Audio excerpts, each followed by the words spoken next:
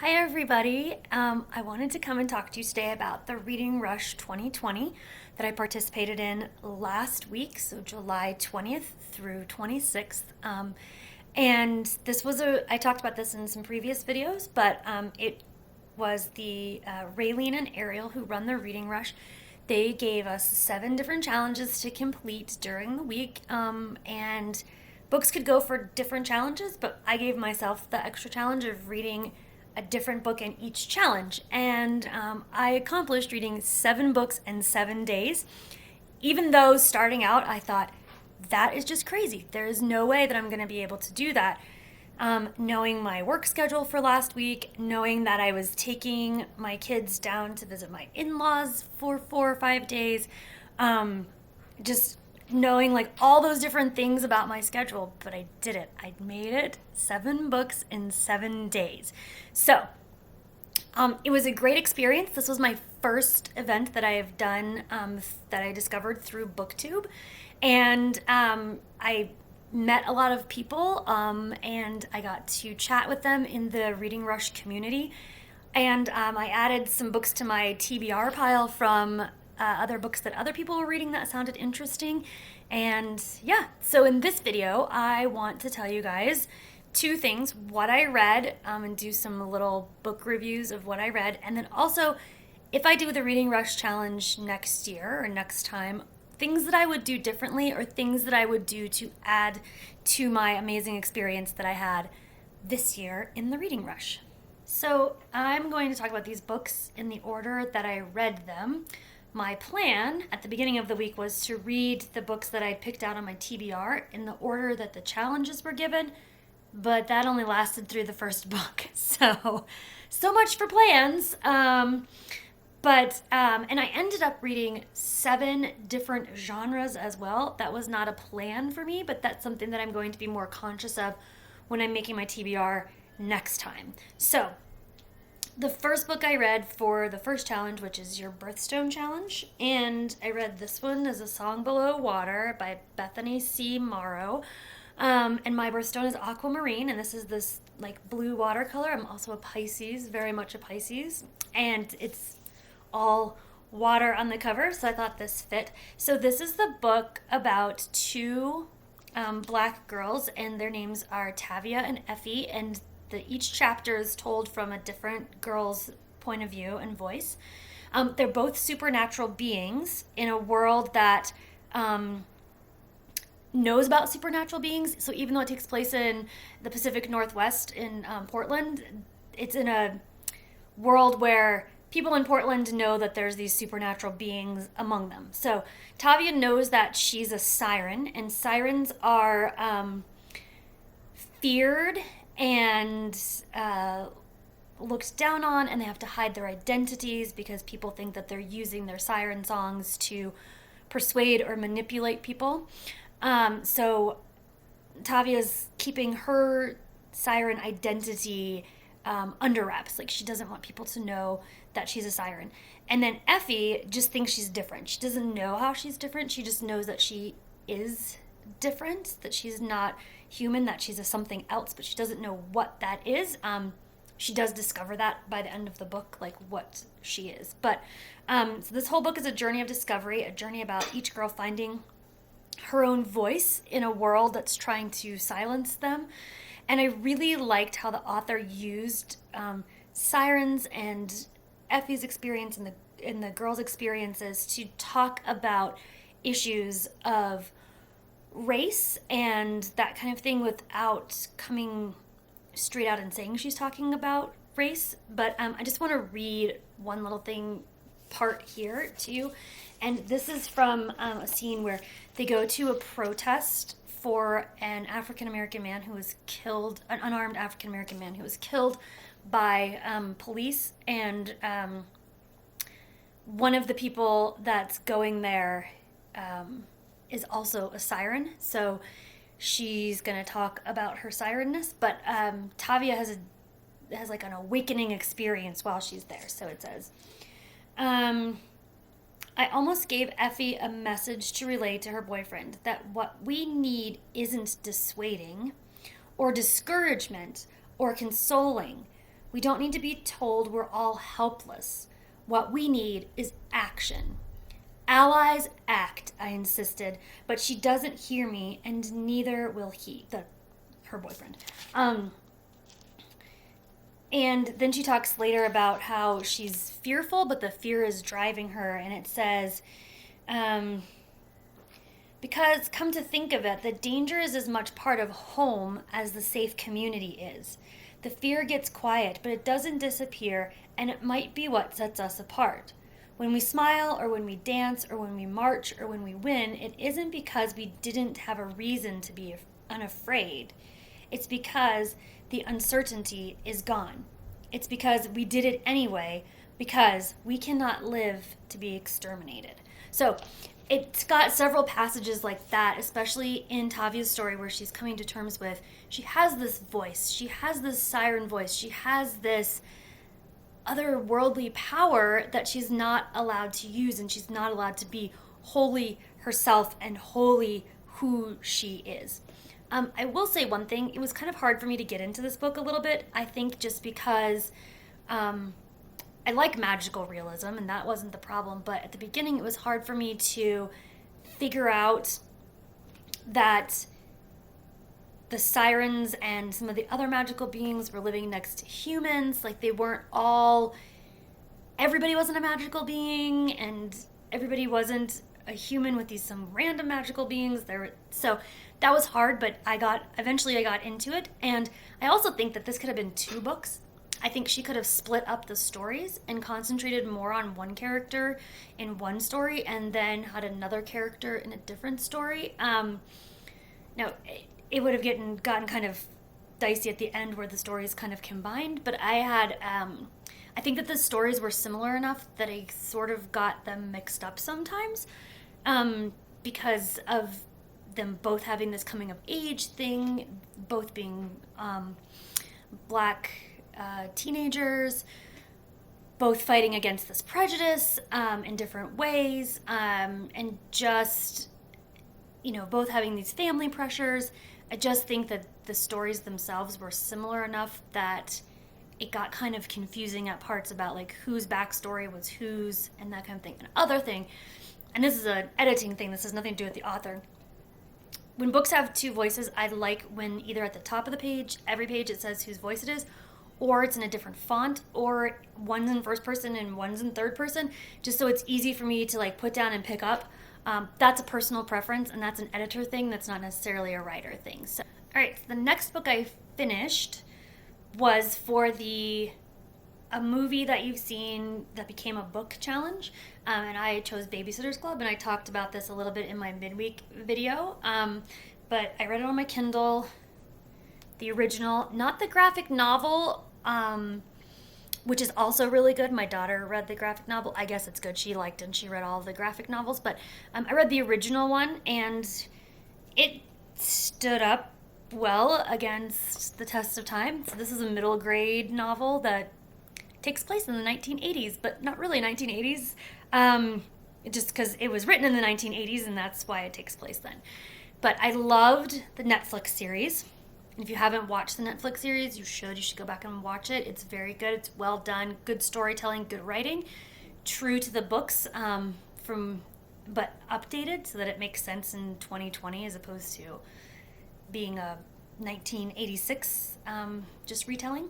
So, but Babysitter's Club, I read them all as a child, and they still stood up, and it was good. It was good to revisit Kristy, Claudia, Marianne, and Stacy, and just see how their story kind of still makes sense in 2020, 30, almost 40 years later. All right, the next one I read was for the challenge of a book on a separate continent. So I live in Arizona, which is in North America, and I read a book that takes place in Nigeria. So I read My Sister the Serial Killer. I've had this on my shelf for a while, and I just wasn't the right time to read it. But this was such a good book. This was also the book that I gave 5 stars to. Funny that this book had some attention in the book that everybody says is good and you hated. chat on the Reading Rush page, but I really, really loved this book. So it is about two sisters, and Cora D. And I'm sorry if I say the names wrong. I have a really hard time sounding out names, so I'm just gonna go with it. Okay, so Cora D is the main character, and she is a nurse, and she is in love with this doctor that she works with, and seemingly has like this normal life and things like that. She lives with her mom and her sister, and her sister is Ayula, and is a fashion influencer and has her own fashion line and things like that. But Ayula has a habit of killing off her lovers. So she has killed multiple people, and the book opens with her in the aftermath of her third lover that she's killed. And Cora D says, well, 3 killings makes a serial killer. So then she starts really worrying about her sister, and was her sister actually in danger like she says when she's killed these men, or is something else going on? But Ayula's the younger sister, and she calls Cora D in to come and clean up the messes and dispose of the bodies. So Cora D is wrapped up in this serial killing spree that her sister has, and is trying to figure out a way, like, should she tell about it? Should she not? Should she like keep quiet? Her sister has this problem. Her sister is the favorite of the mom and can do no wrong and things like that. So this book has unlikable characters. There's nobody in this book that you're going to be like, woohoo, go you, that I'm rooting for. It's got a lot of dark humor. So if you like that kind of thing, if not, if you think cleaning up bodies and disposing of them with some turns of phrases is not funny, then this book is probably not for you.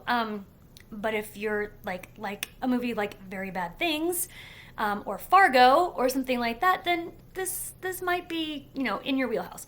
And I really like this. While it's not written in verse, every single word in this book has weight and matters. Like, I don't think she could have edited down any more. The writing is really tight.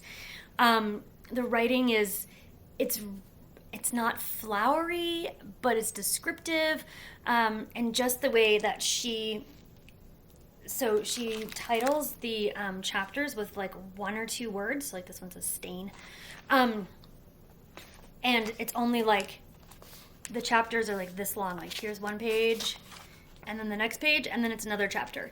So they're like little short vignettes of Cora D's life over this, couple of months that she's deciding what to do about her sister. And it just is like these little snapshots that the authors put together into a story arc. And it kind of has that feel, like, has a feel of the book in verse, but even though it's not written in verse. And it answers the question of, like, what would you do to protect your siblings and keep your family together? Like, how far would you go to keep them together and keep your family whole? So, I highly recommend this book, although it's not for everybody. If you have a dark sense of humor and you like a book that answers kind of those big family questions, then this might be for you. Now I want to quote Monty Python and say, and now for something completely different. While still about relationships, the book that I read for the first Touched novel, ironically, or maybe not ironically, interestingly, I read this book because I picked it up to get the book underneath of it that I was going to read for my book that starts with the, and ended up not reading that book. So anyway, but I read Everything by Nicola Yoon, and while this book is still about relationships and still about family and still talks about those complicated questions of what would you do to keep your family safe and together, totally other way of doing the plot than with My Sister the Serial Killer. So this book concentrates on all kinds of relationships. So relationships between parents and kids, relationships between parents and parents, relationships between kids and adults that aren't their parents, and it's a romance, I would say, which I'm not usually good with romances for young adult romances because they're usually really mushy and I just want to roll my eyes at them and that kind of thing. And they're really predictable. But this one, I didn't find those things. I found the writing to be very good. I found the romance to drive the story forward and give the main character, oh my goodness, Madeline, the main character, a reason to make the decisions that she makes, or a driving force behind these decisions that she's been putting off making for a long time. So while the romance is central to the story, it's not like, I don't know, it could have been a best friend instead of a romance, and that would have been fine too and would have still made sense. And it's kind of, they're friends before their love blossoms kind of thing. But anyway, this was really good and a lot of feelings and a lot of exploration of feelings, but not in a mushy or sappy kind of way. So this one was really good. Even if you're not usually a reader of YA, the story is worth reading. So I should tell you what it's about. It's about Maddie, and she is a girl in the bubble because she has a disease that's SCID, which means she's basically allergic to everything, and everything makes her sick. So she can't leave her house. Her house has this filtration system. The only people that come into her house are her mom and her nurse Carla, and sometimes, every once in a while, one of her tutors. And that's it. And then a new family moves in across the street or next door. And she, through her window and through instant messaging, strikes up a relationship with the teenage boy in the family and the new family next door. And it goes from there. So it is really, really good. And I would recommend this. The fifth book that I finished was a book that I read completely outside of my house. And I chose to do this on an audiobook. And this is one that I changed up because when I went to look up the other audiobooks that I mentioned in my TBR video, that those were like 9.5 or 8.5 and 10 hours. And I was like, no, I don't have time for that. So I knew that I really wanted to read a memoir, and I wanted to read a memoir that took place in a different country. So I did a search for that, and I found, and this is one of those things, it's like, I sometimes happen across gems that I'm not expecting to find, just like looking through. I used to just like walk through my library stacks, but can't do that right now. But looking through some of the audiobooks on Overdrive or RB Digital, and this is one that I found that I probably never would have heard of otherwise. But it's called, oh, you guys can't see, The Very Worst Missionary, a memoir or whatever. And it's by Jamie Wright.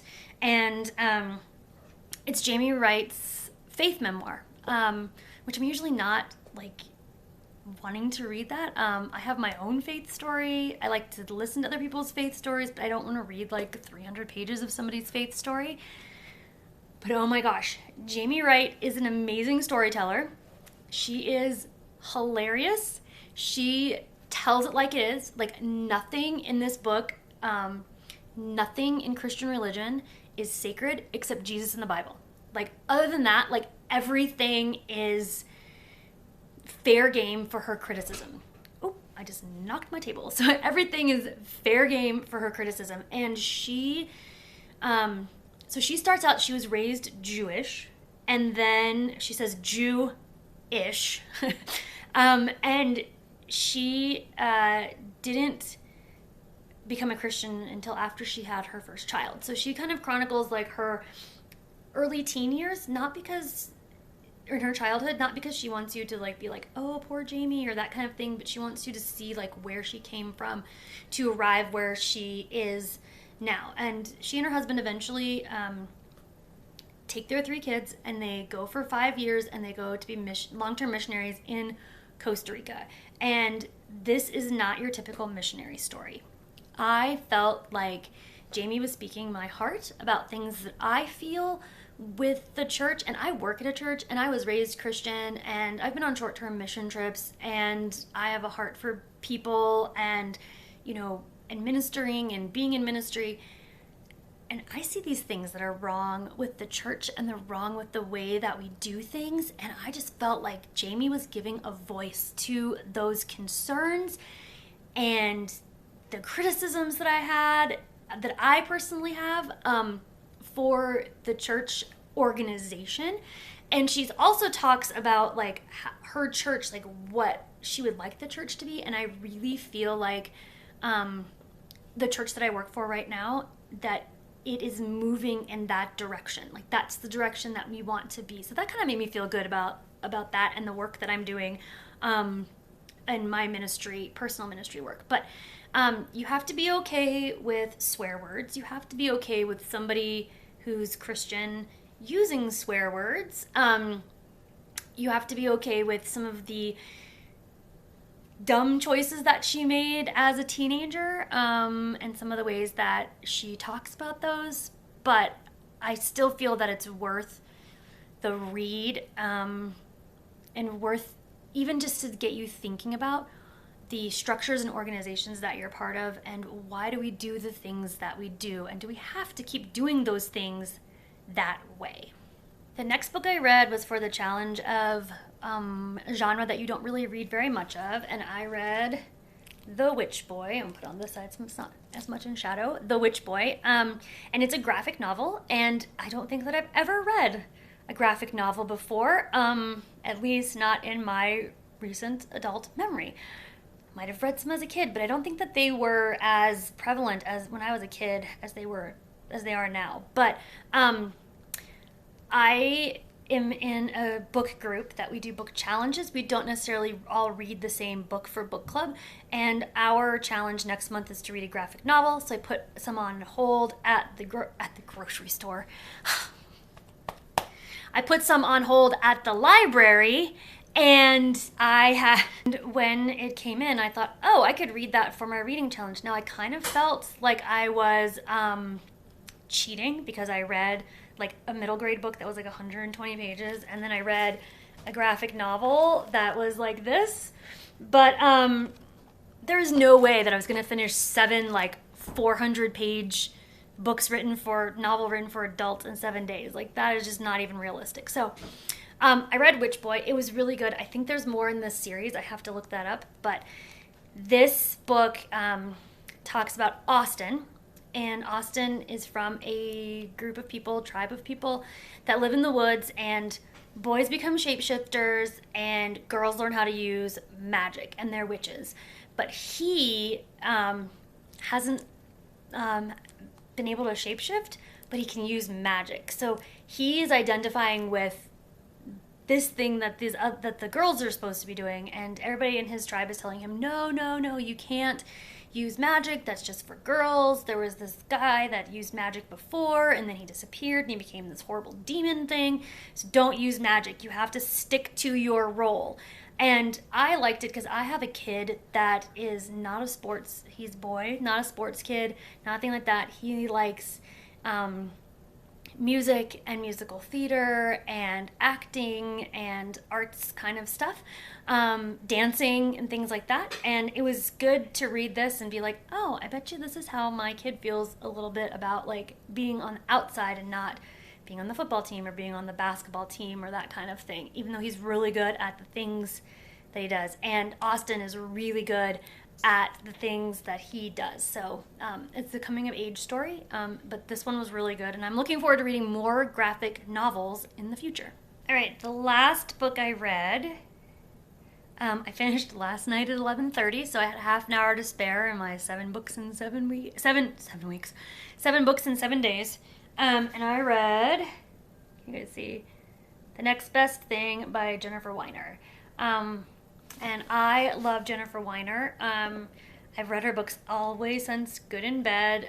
Little Earthquakes is one of my absolute favorite books of all time. And I hadn't read this one, and I'd had it on my shelf from a library book sale from a long time ago. So I decided I'm going to read that. Originally, it was going to be my book that I read that's blue. But it's not. It ended up being my book that I read that starts with the word the. And so this is a book about, I'm really horrible with characters' names and remembering characters' names. You think that I would like write these things down and stuff, but I don't. Oh, Ruthie, that's her name. Okay, so it's about Ruthie, and Ruthie was scarred when she was 3 years old in a horrible accident that killed her parents, and she's been raised by her grandma, and throughout her life, writing has kind of been like her solace, like her thing. And so she moves out to Hollywood, she joins some writers' rooms, she's writing for TV, a bunch of stuff happens to her. She really has this idea for a new show called The Next Best Thing, and she pitches it and gets it bought by a studio and networks.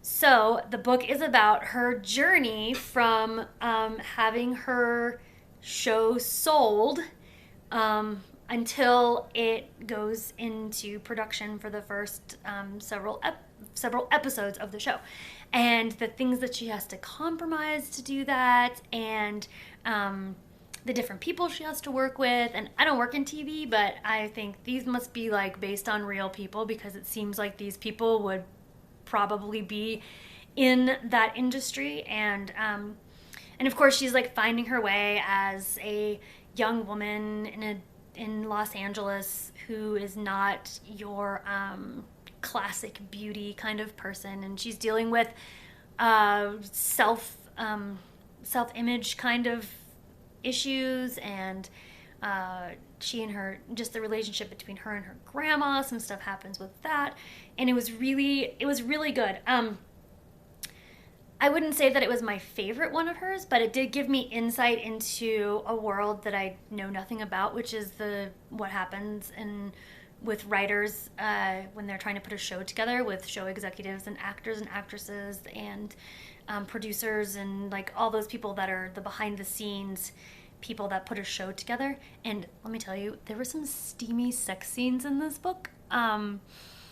That usually doesn't bother me, and I'm usually not very sensitive to that, but these I was like, ooh, okay. So if you're sensitive to that, maybe you have to just flip past those pages, but they are part of, women's fiction, chick lit, whatever you want to call it, books and things like that. But these were like, yeah, they were a little bit steamy. They were a little, I sound very Puritan saying that, but anyway.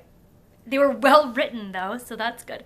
Oh, I'm blushing. Okay, anyway, so that was the last book that I read that I finished last night at 11:30 at night, to finish my 7 books in 7 days. So things I would do next year to get more out of my reading rush experience.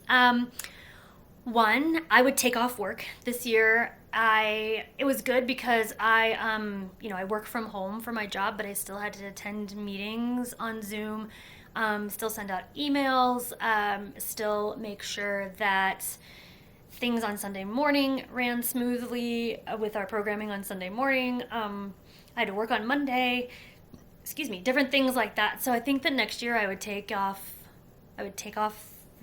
part of the week of work, or the week of work, so then I wouldn't have to be on for that.